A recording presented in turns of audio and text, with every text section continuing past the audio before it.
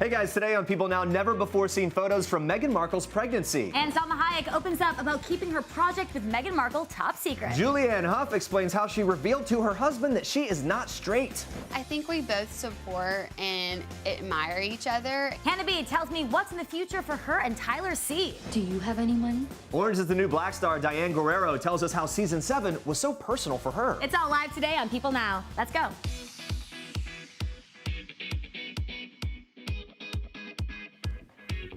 Hey, happy Thursday, everybody. Welcome to People Now. Good to see you. Yeah, this week is flying. It really is. Thursday. Almost to Friday. Yeah. Here we go. But cue the birthday candles and confetti because today is Aquaman Jason Momoa's 40th birthday, everybody. Yeah. Oh, yeah. There's some excitement. To celebrate the big day, we want to see your favorite Jason Momoa gifts. Tweet them to us with the hashtag PeopleNow. Look at him. So excited there.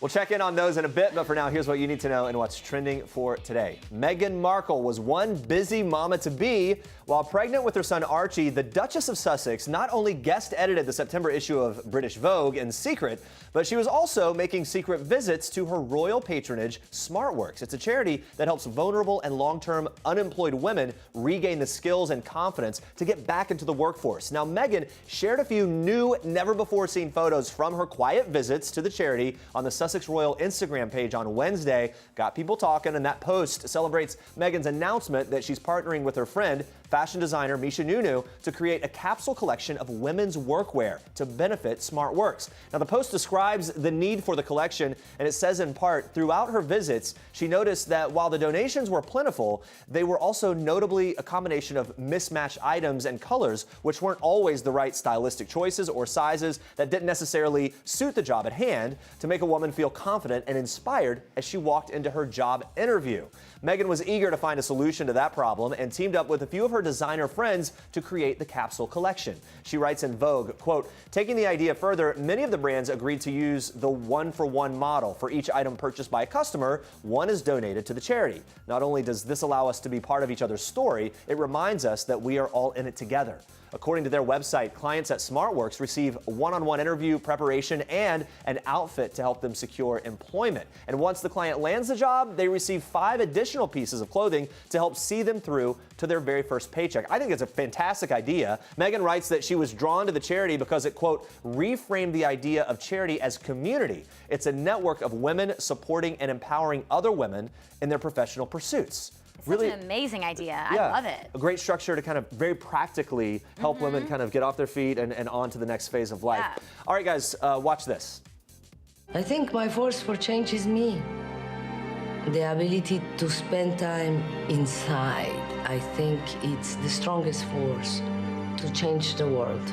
That's Salma Hayek, along with other trailblazing women, featured on the cover of the September issue of British Vogue, which was guest-edited by the Duchess of Sussex, Meghan Markle. Now, Hayek is revealing that when she was tapped to be part of the project, it was top secret. She told CNN, quote, I couldn't talk about it, and I didn't. The actress didn't even tell her husband, her daughter, or her publicist. Hayek also reveals that unlike the other stars on the cover, which included Jamila Jamil, Jane Fonda, and Laverne Cox, she knew that Meghan was involved from the beginning. She said, quote, I felt very honored when we did this photo shoot. No one else knew what it was for, only me and the photographer, and all the girls were getting their picture taken for the cover, and they didn't know that Meghan was how they got there. Turns out Meghan literally handpicked each woman. When Meghan asked Hayek to participate in a, quote, project in support of women, Hayek initially thought Meghan herself would be featured, saying, quote, I'm thinking maybe it's going to be an article on what we're doing, you know, and she said, no, I'm doing a cover. I'm not going to be the cover. I'm putting my favorite women on the cover, and you're definitely one of them. That's what Meghan told her.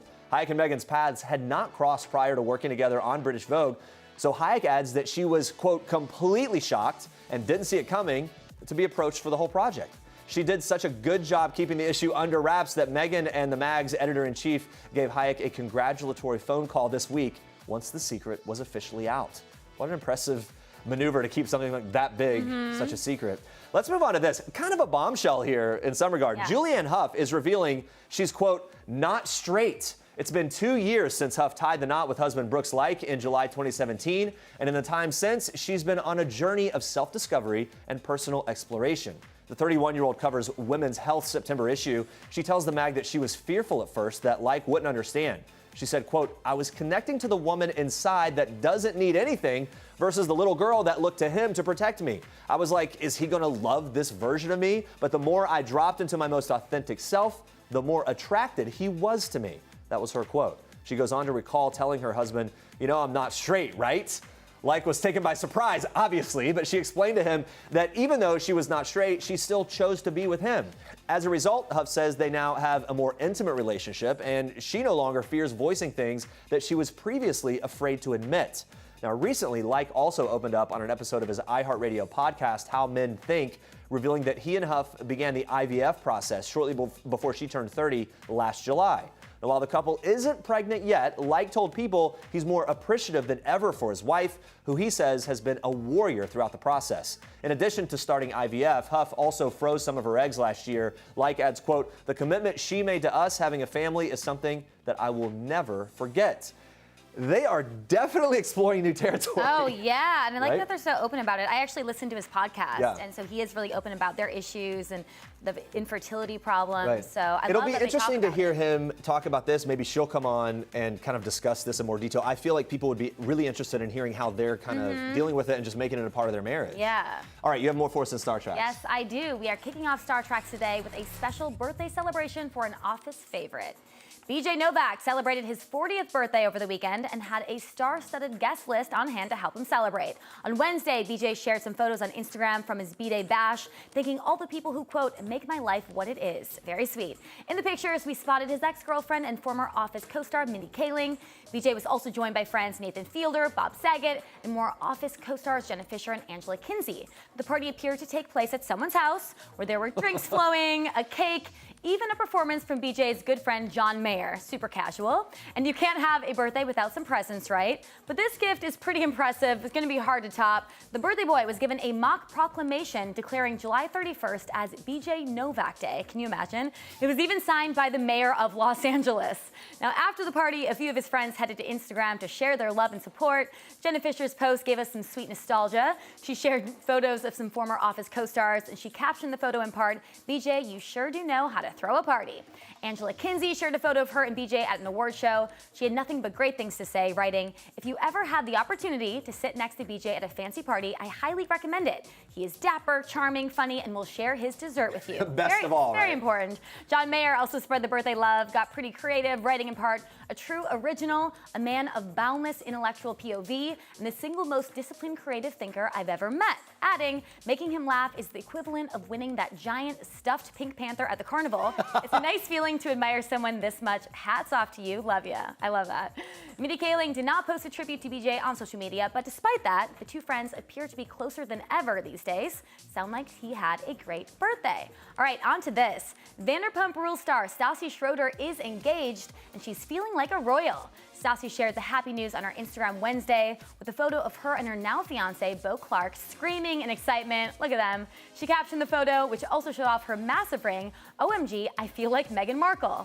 The couple posed for the photo inside the famed Hollywood Forever Cemetery, which is also where they got engaged. So basically a perfect fit, considering Stassi is such a huge fan of true crime, murder, and all things dark. And luckily, Beau is totally along for the ride. Last Valentine's Day, he even surprised Stassi with a bloody murder-themed date night. Very sweet, I guess. Stassi first revealed she was in a relationship in February of 2018. The couple have quickly become Bravo fan favorites. Stassi called Beau a good one to People back in January, adding, "I don't feel badly about shouting it from the rooftops because, y'all, I've been through like 15 years of bleep boyfriends. So now that I have a good one, I'm fine to brag about it." And not only are they the perfect match, Stassi says they even share beauty products like moisturizer. She says his eczema and her psoriasis are things they've bonded over. Nice. Now, before dating Beau, Stassi previously dated her Pump Rules co-star Jax Taylor, who is now married to Brittany Cartwright. Well, we definitely love here at People Now, so our congrats to Stassi and Beau. Well, Tristan Thompson is clearing the air and clarifying several rumors involving him recently, including what his relationship status was when he met Khloé Kardashian. The Cleveland Cavaliers player first set the record straight on his summer schedule after reports surfaced online this week that he was vacationing in Jamaica with his ex Jordan Craig and their 2-year-old son Prince. Thompson tweeted on Wednesday, quote, "I've spent the last few months training for my upcoming NBA season, making sure that I am in the best shape possible." He adds, "I have not been on vacations at all this summer, and the current rumors spreading are 100% false." He also cleared the air about his relationship status at the time that he met Khloé, which recently came under scrutiny after Craig addressed rumors that Thompson cheated on her while she was pregnant with Prince. So he wrote, "When I met Khloé, I was single.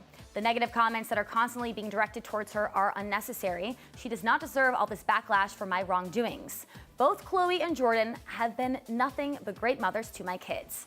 Now in June, Craig alleged in court documents obtained by Radar Online that Thompson had cheated on her in 2016 while she was pregnant. In those documents, Craig says that the drama brought her so much stress that her obstetrician ordered her to be on bed rest and claims she had what she calls serious pregnancy complications because of it. Now, Kardashian has been adamant that Thompson was single when they first got together. Kardashian and Thompson got through one cheating scandal together while she was pregnant with their baby True, but broke up earlier this year amid his cheating scandal involving former Kar-Jenner family friend Jordan Woods. Hope you're tracking along with all of this. And those are your star tracks for today. Like a chart. I know. And some lines from this person and that. This is why they would be great on The Bachelorette. One of the Kardashians, right? It'd be hard to follow, though. But at least we'd have like a whole show to explain everything. Anyway, stay with us, guys. We've got the 2 Dianes on the show today. 2 of them. We'll hear from Orange is the New Black's Diane Guerrero, and then the Operative's Diane Kruger. That's coming up in just a bit. Plus, the guys of OTown are talking fatherhood and whether they would work with former bandmate Ashley Parker Angel again in the future. Stick around. All right, we are celebrating Jason Momoa's 40th birthday today. Woo! So we asked you to send in your favorite gifts of him, and no one's complaining about Jason Momoa gifts, so send them in. Let's take a look. Aw, Not what you cute. expected, right? Nope, not what I expected, but I think the next one. Nope, not. Still not what you expected, Okay, but look, this but I is like it. personality coming through. Yeah. And Okay, then, there we go. That's what I was looking for. Thank you. You guys do not disappoint. Yeah, we're keeping. Oh, they said they'd keep that one up for a while. Just There a gift we go. over Okay, and you can over. Come yeah, at me, bro. I like There that you one too. That's from Game of Thrones, right? Yep. Yeah. All right, keep sending in those gifts, but for now, we move on to this.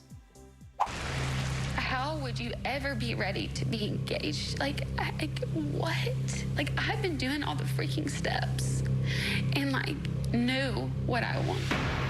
Oh, poor Hannah. Her time as the Bachelorette, of course, has ended, but she left us with 3 big reasons that we're going to miss her. Coming in at number 3, Hannah and Tyler C's sweet romance. You guys should be so proud of this girl, the way she's conducted herself, and she's just been absolutely amazing and so much fun to get to know. We've had the best time. He lights up just talking about her, and it broke Bachelor Nation's heart when Hannah eliminated Tyler, but their love story may not be over. So during Tuesday's live Bachelorette finale, Hannah B asked Tyler out on a date. Bachelor Nation went wild when this happened. Well, I sat down with Hannah and found out where she and Tyler stand now. I think we both support and admire each other and want to be a part of each other's life in some way. And so I think it'll be really good to just catch up and hang out. And I think that's where we're going to keep it for right now. Okay, so Yeah. if you're defining it, is it friends hanging out or picking up where you left off? I think it's really hard to pick up from an engagement, talking about that. I know that he's been hurt, I've been hurt, and so I think it's more we need to see what it's like supporting each other and how we feel in a normal environment, maybe not with cameras, and so that is what I'm looking forward to. But she lights up when she talks about him. does. Tyler is such a great guy. Now, last time I spoke with Hannah, she told me she likes the bad boys. So after her time as the Bachelorette and all of the drama that came with it, has that changed? I don't know about what we just saw, but I think it's really cool that I was able to watch my patterns live and really get to see those for myself of kind of what I do fall for or what I typically go for that might be good or bad for me. And so I've definitely learned what to do, what not to do, and who to give my heart to and who maybe not to. Kind of interesting to imagine watching yourself back and learning new things about how you date, Yeah, right? I go for the bad boys, Yeah. kind of like she did. All right, coming in at number 2 for why we will miss our favorite bachelorette, her steamy makeout sessions with Peter the Pilot. If this works out with her and I, we are 100% getting a sauna at our place. Ooh, goodness, that's Peter the Pilot, as in Mr. Windmill himself. Not once, not twice, but... It was actually 4 times. I don't even know the logistics of that. It's exhausting. Coming in at number 1, we will miss Hannah B standing up to Luke P. So Fantasy Suite Week ended with a bang this season of The Bachelorette when Luke P revealed he's been abstinent for nearly 4 years and plans to wait until marriage, which is fine. But on top of that, he expected Hannah to follow suit. Now, after weeks of defending him, that comment was all it took for Hannah to finally unleash the beast.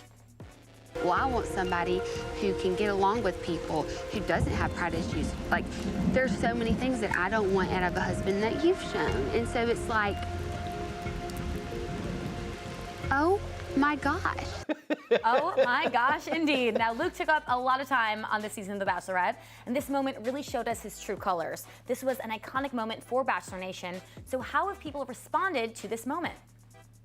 I mean, there's been so many different responses, but ultimately, the amount of women who have supported me or said that I have helped them through a relationship that they have either been through in the past and are healing from, or to realize that they're in a similar relationship and need to get out of, it's all worth it. I mean, it was hard to watch back and to see things that I didn't see, but to be able to know that I stopped that relationship from happening and really was able to figure out my emotions, detach those, and realize what was happening, I'm really proud of that. And I am glad that even though it was difficult for me, but that was shown for other women to see in a very real, authentic way of a girl struggling to figure out her emotions with somebody who's really not good for her.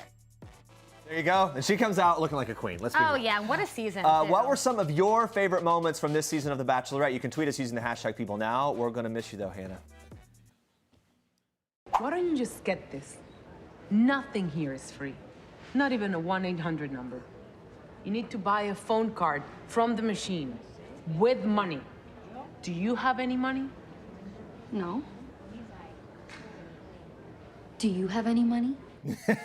Immigration and ICE detention facilities were a huge part of Orange is the New Black's final season. We're joined by one of the show's stars, Diane Guerrero, to talk about that and so much more. Thank you for being here. How are you doing? Oh, I'm great. I just want to say, I love the outfit and the eye makeup. Thank It's you. inspo for me now to do more colors. Yeah, it's that season, you know, Yeah. when we're getting into fall, and then maybe the yellow won't be there, but It looks maybe another so color great, will. and it's also great on our set, so thank you. Yeah. Let's talk about your show. So season 7, your character ends up in an ICE detention facility. For you, why is it so important to tackle the immigration problem and represent this on TV? I mean, it's a problem that our country is facing. It's important to talk about real issues, especially through art.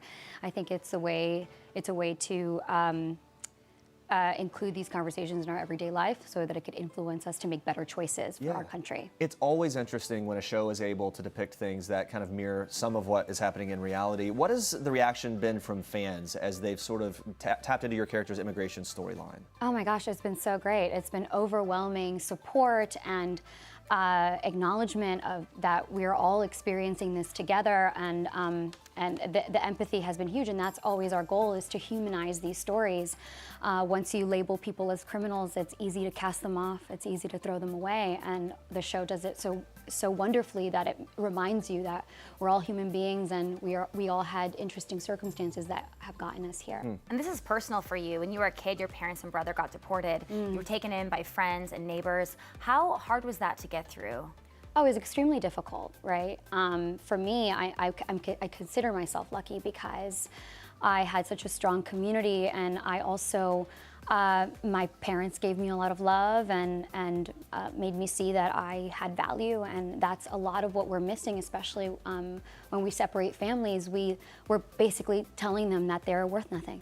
I really like that you're bringing up that point because I think in the political discussion and the discourse, that we've sort of lost the human element in a lot of ways. The latest round of Democratic debates obviously happened this week. One was last night. Let me just break down a little bit about how immigration was discussed. Joe Biden said he's against open borders. Julian Castro proposing a plan to make illegal immigration a civil violation, not a criminal one, which was a distinction that Cory Booker kind of expounded on that. Andrew Yang saying immigrants are being scapegoated. What was your reaction, or what is your reaction, I guess, as you hear those different theories being floated, philosophies about how things should be handled in terms of immigration and the situation at the border? Well, obviously, it is a criminal offense, and we've seen how that's not working, right? Putting children in cages and putting families in cages isn't working. It should be treated as a civil offense because most of the people coming to our borders are people seeking asylum, and seeking asylum is not a crime. I think it's wonderful that you're able to show this stuff on TV, and hopefully will open people's eyes as well if they weren't already in tune to all of it. What is the main message that you want people to get when they watch your character specifically? Well, I think that under this political climate, you know, we're seeing the debates, we're seeing people run for office, and we've seen that this administration has sort of like expanded on some of the already terrible immigration laws that we have in place. I think that the message I want to portray is getting this administration out and getting Trump out is not enough. We need to repeal these laws that have made it very difficult for this immigration system to function. So, you know, people have to get political, people have to get involved, and people have to educate themselves. So we look at this, Orange is the New Black, officially over. You've been involved since season 1.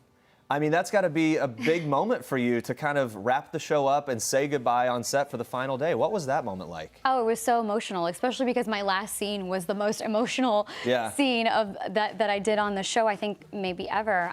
It was incredible. I mean, the show gave me my start. It opened so many doors for me. It means so much to work with so many incredible people, and because we're spreading awareness, we're changing lives, and that's what I'm interested in. Do you ever find yourself waking up in the morning and like it suddenly hits you new again every day? Oh wait, it's over. That's not a part of my life now. You know, You're like, no, not at all. What I think about, I turn that into a positive and say, I can't believe I was a part of this. Yeah. You know, it was a little bit more like that. Yeah. You told our producer that, you know, you were kind of sad when you found out, or you weren't sure if you were going to be in any scenes with Jackie Cruz, and then when you found out you were, it got very emotional. So tell us what happened. Well, she's been with me since the beginning, and when they gave me the scripts, they didn't give me too far in advance, so I didn't know I was actually going to be reuniting, and I know that the fans really wanted that. So when I saw her on set, it was kind of like what our characters experienced. We saw each other for the first time in a long time, and because we didn't think we were going to work together, and it was just really exciting. Was it hard to keep it together? Oh my gosh, we were crying the entire time, but it was wonderful. We were like, you know, everybody, including the crew, we're just discussing how much we've grown and how much better we are and how much easier this all is. And What is this family thing, Did you right? get to keep anything from set when you left? Oh, my badge. Well, not badge, but like your name tag. Yeah. You know, you go in. It was the first day on set, and everybody got a picture, an inmate picture, and that was the first one that I took, and so. Wow, that's cool. Cool little keepsake. Yeah. Also starring in a superhero show, DC's Doom Patrol. Yeah. Your character has multiple personalities. Each personality has a unique superpower. I think that would be really cool as an actor to be able to explore different things, right? It's like one role with a bunch of roles. Yeah. Which superpower is your favorite to embody and why? Oh, teleportation. Okay. Yeah. Just obvious. Just because you can get anywhere super quickly, and like obviously living in New York and LA, you know how it takes forever to get anywhere. Cut out that travel time. You know what I mean? You get to Brazil easy. Are you a good flyer or a bad flyer? Like, can you sleep on a plane? Or you can? Oh, yeah. Okay. I'm prepared. Okay, you're good to go. Yeah. What's You said you have like the neck pillow. I got the neck pillow, I got the socks, I had the extra sweater, I have the iPad. Oh, you got the kit. Wow. Good to go. Nice. All right, whole time to thing. play a little game. All right. Yeah, People Now's very own spinning wheel. The game's easy. You just give the wheel a spin. Wherever it lands, we'll ask you a question from that category. Yeah, so here we go. Andrea, as she brings it up. It's like, There we go. Do I spin? Okay, da, da, da. Go ahead, give it a roll there, her spin. Party. Party. The party category. question. Let me get here to the party Don't ask me questions. about Are you a party. party starter or do you like to join in after the party has started? I'm a party starter. Ooh, Yeah. Yeah, I am. How do you get, you mean just, you're able to galvanize the crowd or do you just get it going like first one on the dance floor? Well, I like to entertain, so I like having parties at my house. I just call people up and I'm like, I'm just making some dinner, and then like it becomes a party. Yeah, nice. All right. Another. Oh, okay. Yeah, we keep all day long. This keeps spinning. The wheel keeps spinning. Party again. I don't want it again. Well, Favorite, you know what? Favorite dance move? Oh my God. Oh my God. Favorite dance move? Well, the kids think it's funny when I don't even know what it's called, but it's like, well, first of all, I've tried to floss. Okay. That's, I'm terrible at flossing my teeth, so why would I expect that to be makes good sense. at dancing this thing? I'm like dating myself. All right. So not the floss. No, I've been like doing this. Wait, what is it? What is it? Wait, what is it? It's like this, like. Oh, where you shake your head and it's like, you're throwing something up in the air and then you're catching it. Please don't show this. Please don't Well, show it's this. live. trying to learn Already it. been shown. Oh, it's on. Okay, Yeah, fine. we'll do Everybody a knows deep dive I and can't find dance. whatever you're Everybody knows talking I can't about. dance. I can't dance. all right, we'll do Spin again. It won't be if it's more, one time for one more. God, If it's party, we'll choose another one. No. Co-stars. Oh, okay. If you have, let's see. Okay, if you have a problem, which co-star would you go to first for help from Orange is the New Black? Your previous co-stars. Jackie Cruz. Oh, yeah? Yeah, because she lives her life. I mean, she's such a warrior herself, but when it comes to other people, she has fantastic advice. Has she ever given you advice that you remember that you would kind of like? Oh, I mean, just to always, just do you. That is so her. Just do you. And I love that. It's a simple piece of advice, harder to do at times than people think, right? Yeah, absolutely. I mean, especially like when we're in the spotlight or we're saying things and or we're wearing things that sometimes don't look good, and I'm just like, oh, did I speak ill? Did I not say something right? You did great. Yeah, just I do love you. Yeah. All right, Diane, thank you so much for So stopping good to by. talk to you. Thank And you for stopping by we're gonna work teaching on that. us this That's not dance even a move. It's not even a move.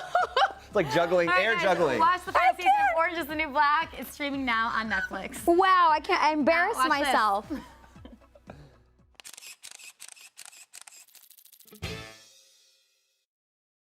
I like the different take on what a typical spy movie is. This felt very authentic. It's more of a psychological thriller than a Jason Bourne type of movie, and it's based on a true story and a true person. And so, I'm always drawn to those kind of stories because I feel like you're learning something about a moment in time. That's Diane Kruger telling me why she really took to her role in The Operative. Diane plays a spy for the Israeli government, pulls it off very well, but could she be a spy in real life? Take a look. No, I'm really not. I don't think I would be a good spy. I mean, I'm an actor, so to a certain extent, I can, I guess, imitate people or observe people. But living a cover for years and years and years is a whole different thing. So during filming, Diane was actually pregnant with her daughter, who she shares with partner actor Norman Reedus. So of course, this film is always going to be something very special to her. It was such a special time, and this movie, in a way, will always be special to me because of it, because she was around. It got harder and harder as time progressed because it was harder to hide it, and I was definitely ready to stop working by the time we wrapped. It's very impressive. There's some action in the film. It has to be really hard doing that while pregnant. Diane also opened up to me about her relationship with the late designer Karl Lagerfeld. The two were quite close, and Diane reflected on how sad it was that he never got to meet her daughter. Take a look. He was my neighbor, too, in Paris, so I want to say for the last 20 years, I would see him, twice or 3 times a week, just walking down the street. I have so many memories of him, from walking through Versailles with him or flying with him to China in his plane, and we didn't sleep a minute because he was telling me about his childhood. He was truly somebody very eccentric and very funny, but also very sweet. And, we spoke German to each other, so I think we always had a very special bond because nobody could understand. And, it's kind of sad. I flew to Paris so he could meet my daughter, and he passed away the day before we were supposed to meet. So, yeah, that's really sad. And I'm sure as your daughter gets older, you'll probably share stories of him with her. Yeah, and he had a good life, Diane also took part in a People Now Confess sesh. We learned all about Diane and Norman's ideal date night.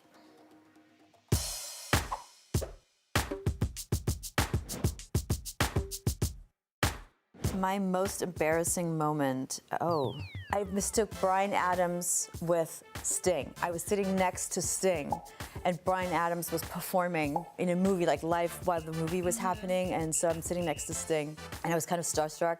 And I heard your performance last night was so amazing. He's like, what are you talking about? And as I was saying it, like, yeah, no, I heard, didn't you do the music for the blah, blah? And he realized that I mistook him for... Oh, no. And it was like one of the really, really embarrassing moments. Another one I did a movie with Richard Gere, and the first thing I said to him, he was so kind, he came into my trailer to say hello. But the first thing I said to him was like, oh, my mother loves you. He just, and his face just fell, you know what I mean? My biggest guilty pleasure, I don't know, like massages, but is it really guilty? I just love, you know, like if I have to get away, like that's what I do. Yeah. My biggest pet peeve, people that are late, you know? It's really just like, I don't like that. Do you and Norman have pet peeves about each other after like being in a relationship for a bit? He loves the fridge to be a certain way, like organized, and I couldn't care less. He like constantly yells at me. Oh no, I'm the same. Like I'm super messy. Oh yeah. People get annoyed with me. So does he get like actually upset about it? I don't really feel like I'm messy. I'm just like, why does my one yogurt have to be next to my other? You know, like why can't a yogurt be on both sides of the fridge? I He's just like, don't it get needs to be this way. Yeah, but I don't really get it. Like, you know, Yeah. I don't feel like that's messy. My ideal date night would be ramen in bed. Nice. You'll know once you have a kid. Date nights are usually best when they involve a lot of sleep, one-on-one time, and just no noise. So I gotta be honest, like those date nights are the best. You lock the bedroom door, you take a bath together, and just order ramen in and just.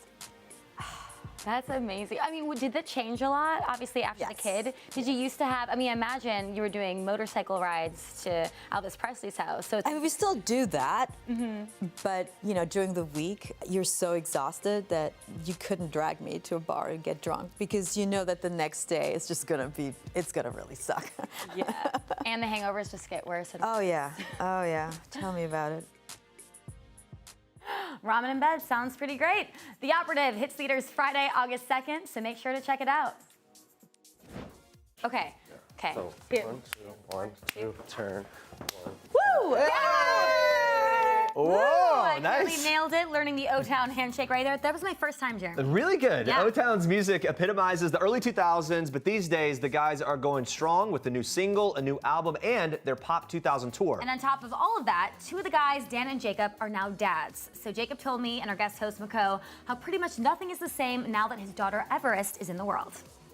It is the absolute What's best. the most surprising thing that you've learned about fatherhood? You think I know love, I love my mom, I love my partner or my dad, like, but not like your daughter. And you can get told that a million times like I was. You don't know till you know. So I just stopped saying that to people or trying to explain it to them. Just when you have a baby, you'll understand, and then we can talk, because your capacity to love, it just grows to a place, words can't describe. And now your fans are getting older, you're getting older, and they have kids. How crazy or wild or exciting is it that they're introducing their kids to your music? Yeah, it's amazing. We see it on the gram all the time. Yeah. You know, and they're like, kids are like dancing to our songs, knowing the words. It's not like they're being forced. It's like, well, they are kind of being forced because they're playing it, but the kids actually like it. And then their kids are like coming through the meet and greet after, and they're like, oh my God. And I'm like, yeah, all right. We got like a little 10-year-old that's like feeling it. You know, it's like, it's cool. It's a very good way to grow your fan base. Yeah, definitely a good point there. Now, a lot of us remember watching as OTown was formed on ABC's Making the Band. It's hard to believe that was nearly 20 years ago now. So back then, the group had 5 members, including Ashley Parker Angel, who did not join for their reboot in 2013. So do they have any relationship with him now? And could they ever see working with Ashley again? Watch. Have you guys been in touch with him? Have you talked to him lately? No. No. I've spoken to him. I talk to him sometimes. We don't talk to him on a regular basis, but we're still friends. I mean, I work out with him sometimes. Would there ever be any chance of you guys collabing with him again, or is that something we shouldn't hold our breath for? Probably not. I mean, I don't see him really coming. I mean, it's just too different now. We've been a band now 5 We're a band years. longer than we were before. The first time, and we've had to do it in a van, going club to club, building it up like a normal band would back in the day. So when you add up the amount of experience we had in the first 4 years, and then this next 5, and how we've rebranded in the new music in our stage show, it would be hard to go back to old O-Town. Yeah, we like the new O-Town. We do. Yeah, totally different phase for them now. And switching to a more serious note, O-Town's Eric is Puerto Rican. He's been open about his experiences with racism in the past. So amid all the conversation about Trump's go home tweets, Mako and I asked how he's feeling today and where he thinks we go from here. I'm a New Yorker. I grew up in New York. My mom is from New York, born and raised. My dad too. So I'm American, you know. And as long as I've been growing up, Puerto Rico's been a part of America. But at the same time, when I go to different parts of the country, all over, you know, there are times when I walk into a place and I know that they're not ready to see a brown person, you know. So it's kind of tough at times, but, you know, I think it's about educating people. You know, that's the key, especially with us. Like, we have to educate the young ones to know that there's nothing wrong with being different. It's actually like the best thing that you can be, is like different and unique. And there's a lot we can learn as Americans from other cultures. I think we tend to be in our little American bubble, and we think that we know everything and we're the best. And you know, I don't know. I feel like it's only on the precipice of disaster do we find that we are forced to change, right? Like, so only when things are going wrong do we feel like we need to change something. So maybe this time that's sort of tumultuous leads to some positive change. It was so great to have them here. I love talking to them. You have a favorite OTown song, right? Fast fact, producer Lauren and I duetted All or Nothing at karaoke night with the, 'cause I want it all. Nothing, you know. Anyway, we don't have the. Okay, we cut it out. We don't want any more of that. Our take on that will not be on their new album, but the OTWN album is out tomorrow and available for pre-order now. So check that out. Watch this.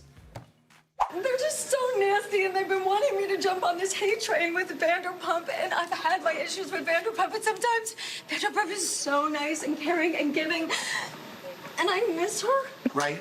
And there's parts I understand what these girls are talking about, but you could still miss somebody. Andy, isn't it okay for me to say something nice about Lisa without them all jumping on me? Of course, I feel ganged up because I didn't gang up on Lisa. Well, that backstage moment there, we've got so much more from the final part of the Real Housewives of Beverly Hills reunion. Plus, it was another very dramatic episode of the Real Housewives of Potomac. And here to dish on everything from the chic to the bleak within the Real Housewives world are People's Housewives experts, People writer and reporter Dave Quinn, and People TV producer Sam Belikoff. What's up, guys? Hey. Thanks for joining us. Hey. All right, let's get into it. Sam, what was your reaction watching that moment we just saw of Andy Cohen giving Camille a pep talk after she walked off?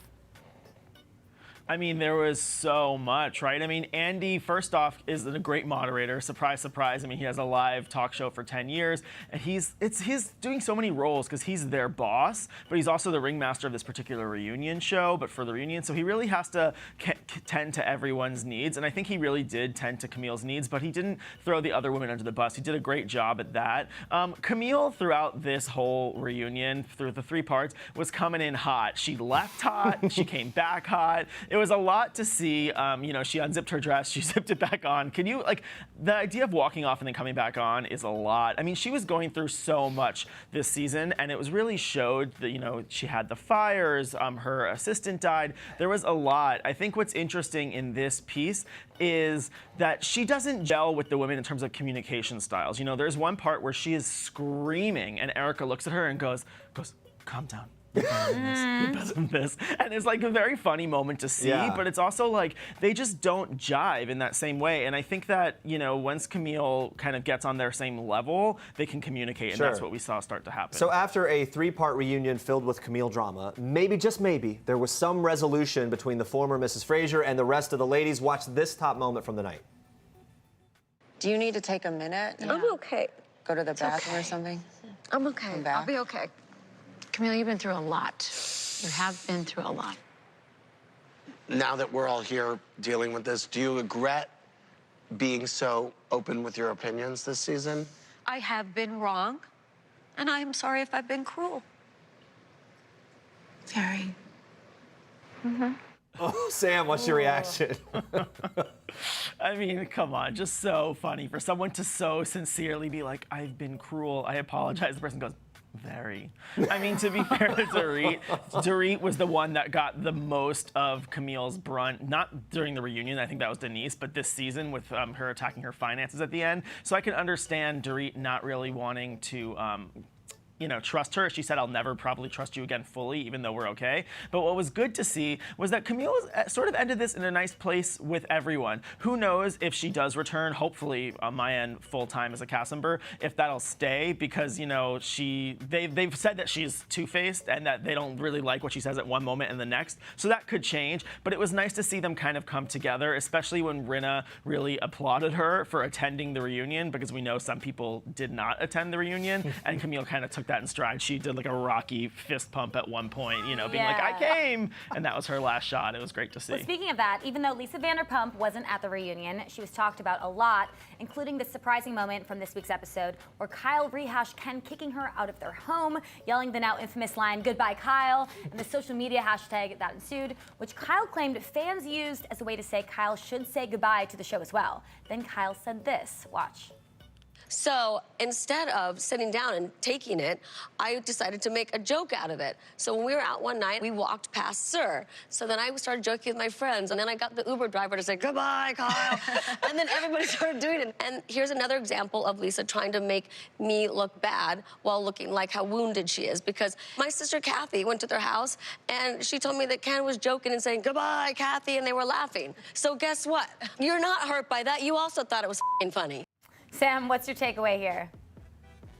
Well, we all know that Lisa said goodbye to the reunion and goodbye to the Housewives. I mean, I think my biggest takeaway, I had to do that gruff, you know, challenge myself. I think the biggest takeaway here is that Lisa, you know, we don't know if that's true or not because she wasn't there to defend herself in this instance. And in sort of the whole season, you know, we wanted her to come. But I think what's interesting is if that is true, I think it speaks at a fundamental issue between Kyle and Lisa is that they both do have naughty senses of humor. That's why they're friends. And it's sort of like, I think if she were to be able to come, that they would be able to come together because they really do get along. I mean, ultimately, I do think that Lisa probably thought it was funny, but thought that the optics, you know, that she had to seem like a victim, like Kyle said, but we'll never know. Hashtag goodbye challenge. Let's move on to this week's very dramatic Real Housewives of Potomac. This was the episode where we saw the cast reactions to the sexual assault charges against Ashley Darby's husband, Michael, being dropped due to insufficient evidence. Michael had been accused of grabbing and groping a cameraman's butt and had been suspended from filming, but once the charges were dropped, he returned to filming. A lot of surprising moments in the episode. One of the biggest had to be the unseen footage revealed at the very end. Watch this. Hey, bud. All right. He's standing back there with that. Please don't do that. Okay. Don't do that. All right, no problem.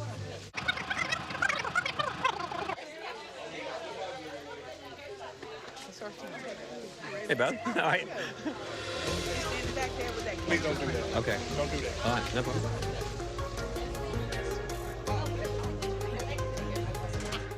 All right, so that's how it played out. Dave, you reported on some of the unseen footage with some updates. Can you break down what we know? Sure. The biggest thing that we know is that any charges that were filed have been dropped. And this footage, it seems to kind of contradict what Michael was saying all along, which is that I never touched him. There was no inappropriate groping whatsoever. Now, of course, you don't see anything in this, right? And he has released a statement obtained by People where he points that out as well. There's no actual action that you see in there. He's also gone on to claim that that footage actually splices together a couple of other scenes, because after that, they aired something else that actually showed him joking about a butt grab. Right. So he talked about the fact that the producers perhaps maybe manipulated that thing. Now, we also obtained a statement from Truly Original, which is the production company that produces the Real House of Potomac, and they have said that nothing that they did whatsoever was sliced together. It was all exactly what you saw. So there's really this back and forth that's going on, and that's actually now carried on to social media. The women are still trying to figure out what is true and what is right. It's going to be interesting. But important to note, charges were dropped. So All right, another major moment from this week's Potomac came when Monique defended herself to Ashley, tried to prove that she wasn't talking about the whole situation behind Ashley's back. Take a look. I have text messages, so if she wants me to run them receipts, I will. Saw it, LOL. Can I see? What should I? Go ahead, you can scroll. Now everyone leave me alone because I'm right. My whole thing is don't sit back and try to make it seem like I'm 1 minute like, Ashley, I got your back, and then I'm next minute I'm like, that's what she, never. Okay, so Dave, do you think it was messy for Monique to expose her text messages with Candace like that? Yes, very, very messy. That is some messy behavior. That is some Giselle behavior, which I appreciate. Yeah. I love the mess. I want there to be messiness. I mean, listen, I firmly believe if you were saying anything to somebody behind their back, you could probably say it to their face too. I think in this situation, I wish that you would have given Candace the opportunity to kind of bring that out directly, but I'm sure as this information gets back to Candace, it is not going to be good for Monique. All right, So Dave much and there. Sam, thank you so much. Beverly Hills is over for the season, but you can still watch Potomac Sundays at 8. And Orange County is back for season 14 this Tuesday at 9 p.m. on Bravo. Tomorrow on People Now, check out our interview with the newest OC housewife, Bronwyn.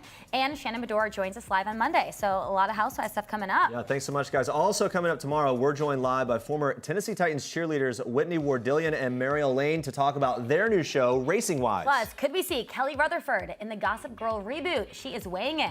Thanks for watching. For now, we leave you with one last thing from Poppy Montgomery. Bye. Bye, guys.